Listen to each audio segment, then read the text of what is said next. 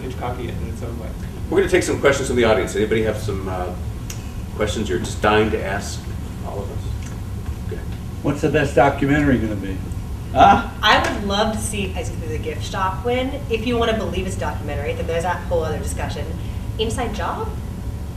Maybe, I think, Waiting for Superman, but that's been the sort of cause celeb one. But I've talked to people that are actually voting in the documentary, on the documentary committee, that don't like the movie, that there was some interview that was faked on it in some way, which the filmmaker says, yeah, I mean, we sort of set that up, but for effect. But I've talked to some that don't really like it. It's a possibility that Waiting for Superman may not make the final 5, and it's a possibility that Exit Through the Gift Shop won't either, because it's of the not same. Really a documentary. It's not. Typical Banksy insists everything is real. But that's lie. That's the interesting drama of documentaries is the split of philosophy between those who hew to the. It's like in Telluride when Michael Moore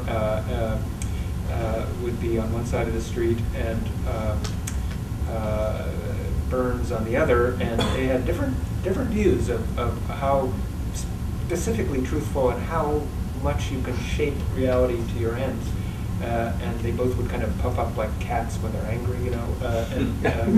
But I think they're both great, and I don't know which faction is going to win, but that's a factor in play. Michael Moore is now a governor of the Academy documentary branch, and he's got very specific opinions about how the race should be run and how they should do it in the future. Whether he'll be able to jam that through, I don't know. But this year is interesting. You got the Restrepos and the inside jobs and the more serious ones that tend to show up here. But you know, we'll see. What do you think? Well, we don't know the nominees yet. What would you pick? Superman, it's hard to vote against it because it really does such a brave job of pointing the blame where it deserves to be in our lousy school system, to actually say that the teachers' unions may be at fault. It takes guts. It's a terrific movie. I mean, just for that one scene where you see all the teachers in purgatory or whatever it is, where they're trying to fire them but they can't, so they're sent to a detention room for 3 years. They just sit there and read the newspaper all day getting paid because you can't get rid of them because of the unions. But I think that it gives a ray of hope. I think that's got the edge too, because you know, if you see Inside Job, you just want to kill either yourself or an executive. Where does this leave you? It's whereas if you've got just a little, if you've got some outrage, some anger, and then a little bit of hope, I think that Oscar wants hope. Inside Job does make you want to kill yourself, but it's so adept at taking this really complicated, unwieldy subject and making it palatable, accessible, and it never condescends, it never dumbs down. And right. It's beautiful. Yeah, it's totally beautiful. Annie?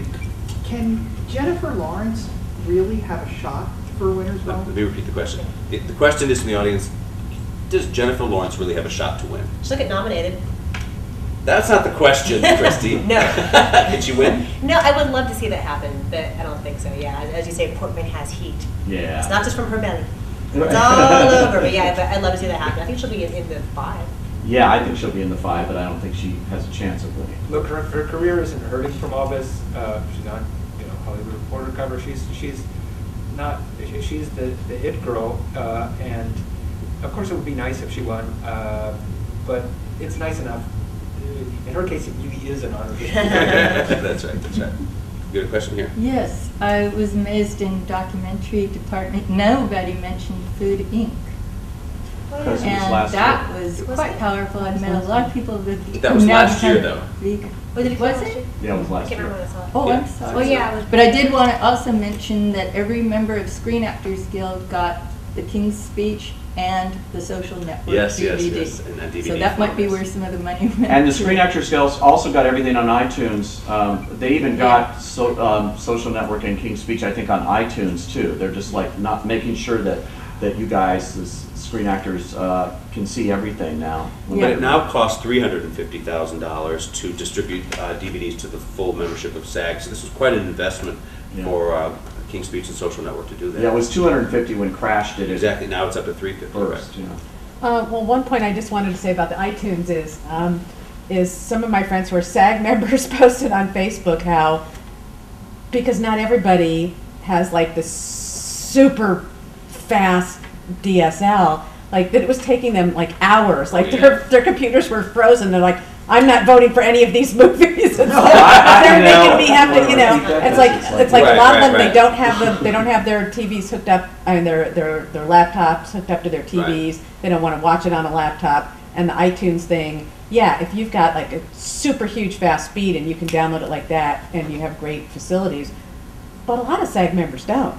So The comment from the audience is that this could backfire, the strategy of telling SAG members and other award voters in Hollywood that you can download these movies on iTunes, because downloading is a long, frustrating process, and some voters are saying they're going to hold it against the movie. You think so? I would. First of all, I would never watch something on my laptop to begin with. But you know, if you have to, you have to. But if you're sitting there frustrated, trying to get this movie there and you can't get it, and I'm that way. I totally have sympathy with anybody like that, because I am inept when it comes to this stuff. I don't even know how to download movies. I don't want to download. I don't know how to download tunes, you know.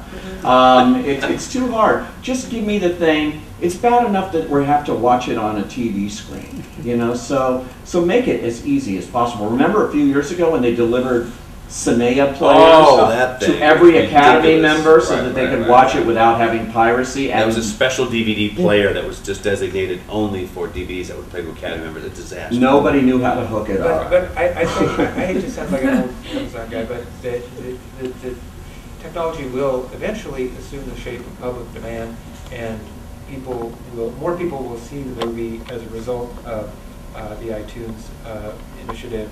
And I think the vote will be fairer, and there will be frustrated people, and maybe it'll backfire in some ways. But I do think it's a step forward, and it reduces the cost and reduces piracy and also craziness problems among studio people who live in an atmosphere of unfounded, fathomless fear. So I think it'll be a step forward.